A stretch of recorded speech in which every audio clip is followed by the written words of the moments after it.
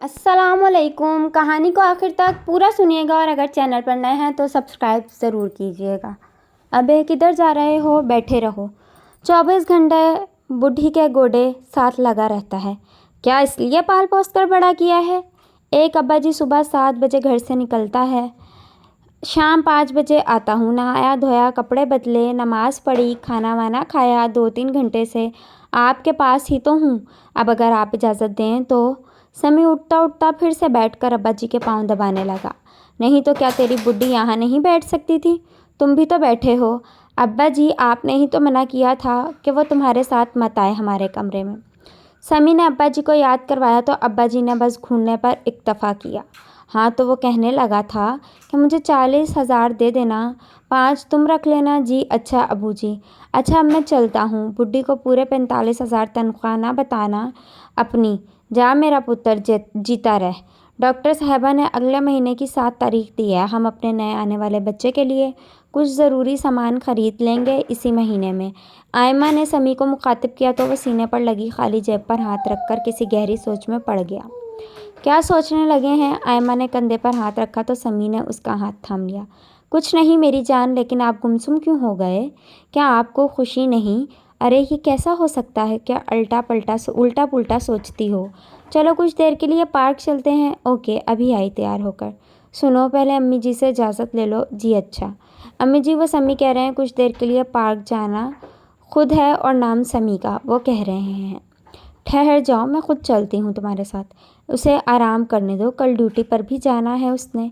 नहीं नहीं अम्मा जान, मैंने ही इसे बोला था जाने का। चलें आप भी साथ चलें, हम तीनों चलते हैं। जाओ अम्मा तैयार हो जाओ, आ गया है तो अभी उठकर कमरे से नहीं निकलता। आप पता है जब तू छोटा था तो कई कई दिन रात नहीं सोती थी मैं। नहलाना धुलाना खिलाना पिलाना। अब तो बुड्ढे के हाथ का लट्टू बना फिरता है।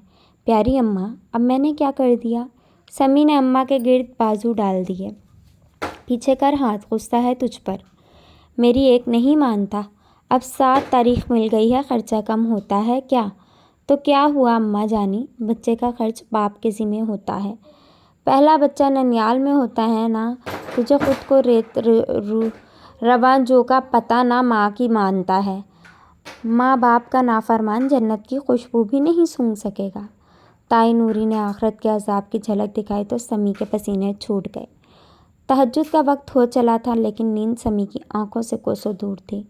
एक तरफ वालिदैन का नाफरमान जहन्नुमी और दूसरी तरफ किसी हदीस का मफ़हूम याद आ रहा था। बच्चे की परवरिश के बारे में वालिद से बास परस होगी। अल्लाह अकबर अल्लाह अकबर। मस्जिद के स्पीकर से मुअज्जिन की आवाज़ उभरी तो समी वज़ू करके मस्जिद चला गया। मौलाना साहब आपसे एक सवाल है। समी ने अपना मसला मौलाना साहब के सामने रख दिया।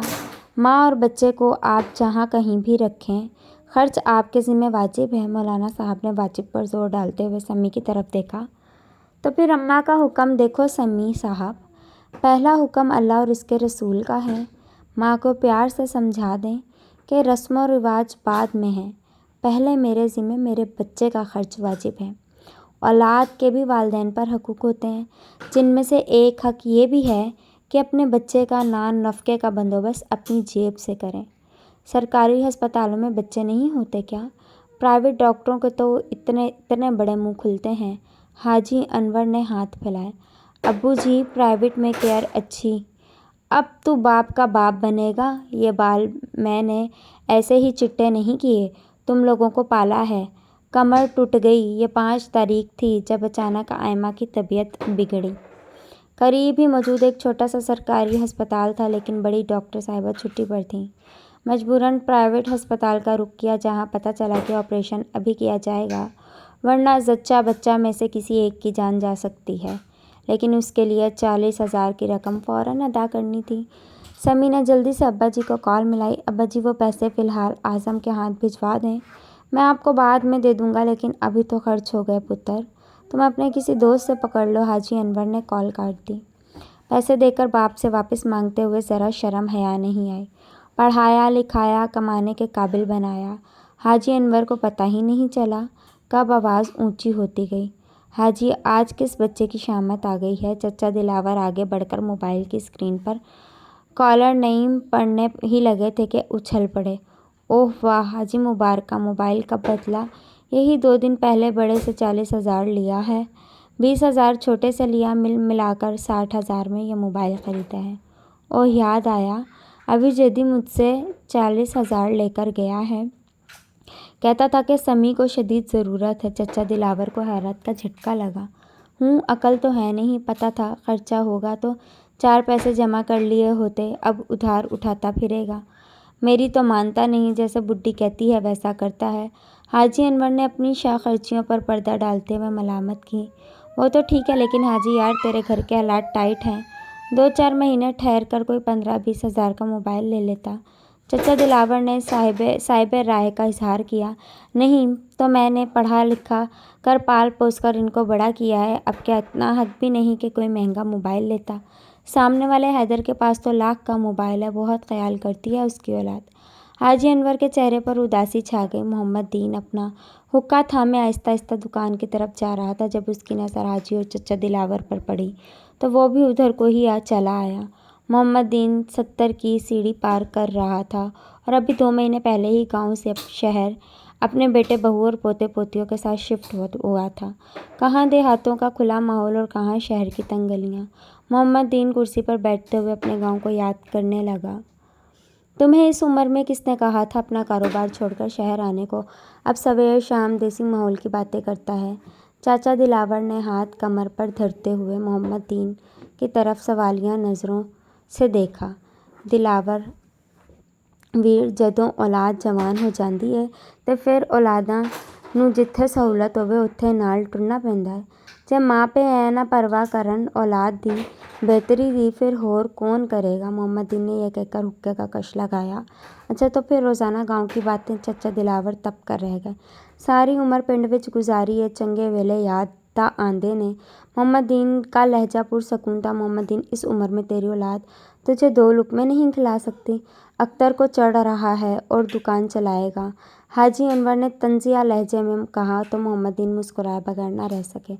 हाथ पैर हिलाया बंदा माड़ा नहीं हुंदा, कहंदी है वेला या रह कर दिमाग इकट्ठा सुकड़ हो ਜਾਂਦਾ है। अल्लाह बख्शे मेरे अब्बा जी ਨੂੰ 85 साल की उम्र विच इस दुनिया तो पूरी शान नाल बगैर किसी मुताजिब तुड़ गए।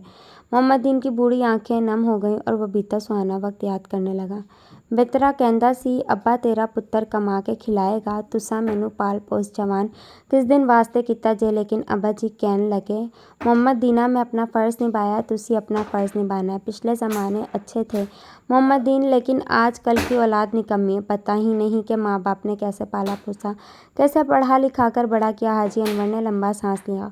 मोहम्मद दीन को इस मोहल्ले में आए 2 ही महीने हुए थे, लेकिन वो मोहल्ले के सब बाबू के मिजाज को जानता था। हाजी अनवर के नाशुक्रेपन, फजूल खर्ची और लालच को भी अच्छी तरह समझता था। मोहल्ले का ये वाहिद बाबा था जो अच्छी ज़िंदगी गुजारने के बावजूद मुतमईन नहीं था। उठते बैठते औलाद को बुरा भला कहता रहता था।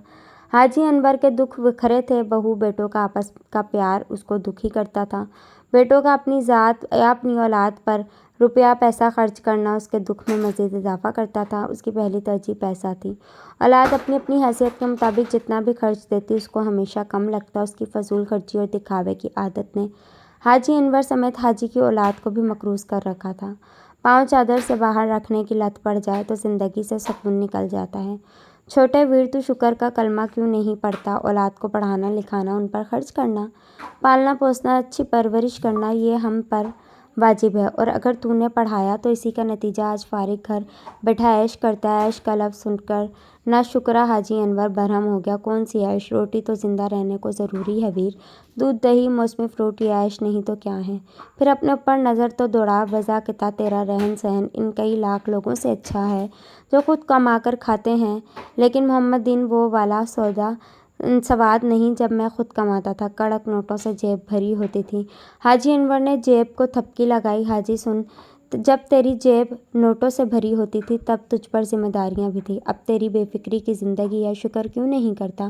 ख्वाहिशें तो हर किसी की बहुत होती हैं, लेकिन सबकी सब पूरी किसी की भी नहीं होती। अब तो तुझे चाहिए औलाद को भी कुछ जोड़ने बनाने दे। अब उन पर जिम्मेदारियां हैं, भले चंगे वक्तों के लिए कुछ रुपया पैसा औलाद को साम लेने दे। अल्लाह हाफिज़।